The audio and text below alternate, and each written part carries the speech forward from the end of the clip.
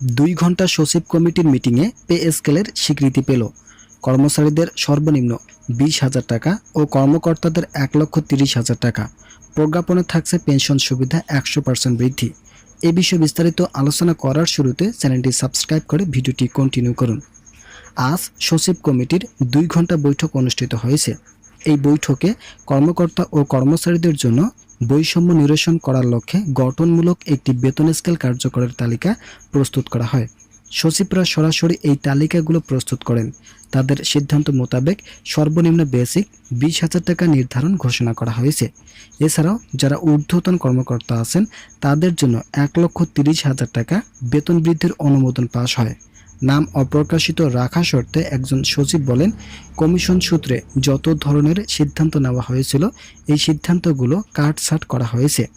সকল কিছু ধারাবাহিকভাবে কার্যকর ও পর্যায়ক্রমে ইতিবাচক সিদ্ধান্তগুলো নেওয়ায় দেশের অর্থনীতিতে খুব একটা চাপ পড়বে না বলে মন্তব্য করেন তিনি। এছাড়াও নতুন যে তালিকাটি প্রস্তুত করা হয়েছে এই তালিকা কর্মচারী বান্ধব হিসেবে আখ্যায়িত করেছেন সংশ্লিষ্ট কর্তৃপক্ষ। নতুন বেতন স্কেলে রেশন সুবিধা চালু করার নতুন সিদ্ধান্তগুলো নেওয়া হয়েছে তা অত্যন্ত বাস্তবধর্মী বলে মন্তব্য করেন সচিব কমিটির সদস্যরা। তারা এই বিষয়গুলোতে মতামত দেওয়ায় গ্রেড ভিত্তিক সকল কার্যক্রম বাস্তবায়নের চূড়ান্ত অবস্থান স্বীকৃতি পেল। সচিব কমিটির নেতৃত্বাধীন প্রধান বলেন, বেতন বৃদ্ধিতে যে জটিলতাগুলো ছিল অবশেষে সকল জটিলতা নিরসন করা হয়েছে।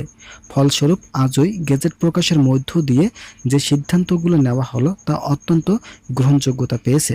আপনারা যারা এখনও চ্যানেলটি সাবস্ক্রাইব করেননি তারা অবশ্যই চ্যানেলটি সাবস্ক্রাইব করে ভিডিওটি কন্টিনিউ করুন।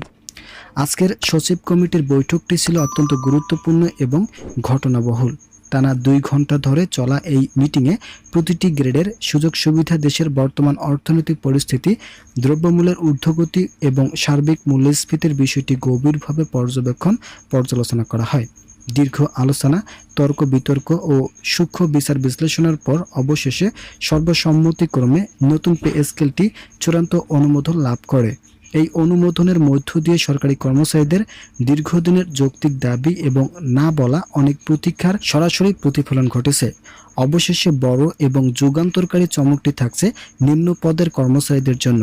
নতুন পে স্কেলে কর্মচারীদের সর্বনিম্ন মূল বেতন নির্ধারণ করা হয়েছে 20,000 টাকা। বর্তমান বাজারের লাগামহীন ঊর্ধ্বগতি এবং জীবনযাত্রার ব্যয় বৃদ্ধির কথা মাথায় রেখেই এই সাহসী সিদ্ধান্ত নেওয়া হয়েছে। আপনারা জানেন, বিগত কয়েক বছর ধরে নিত্য প্রয়োজনীয় জিনিসপত্রের দাম যে হারে বৃদ্ধি পেয়েছে তাতে সবচেয়ে বেশি বিপাকে পড়েছেন 11 থেকে 20 গ্রেডের কর্মচারীরা। তাদের সংসার চালানোই যেন এক বিশাল চ্যালেঞ্জ হয়ে দাঁড়িয়েছে। সর্বনিম্ন বেতন 20,000 টাকা নির্ধারণের ফলে একেবারে তৃণমূল পর্যায়ের সরকারি চাকরিজীবীরা এখন একটি সম্মানজনক জীবনযাপন করতে পারবেন। আপনারা যারা এখনও চ্যানেলটি সাবস্ক্রাইব করেননি তারা অবশ্যই চ্যানেলটি সাবস্ক্রাইব করে ভিডিওটি কন্টিনিউ করুন।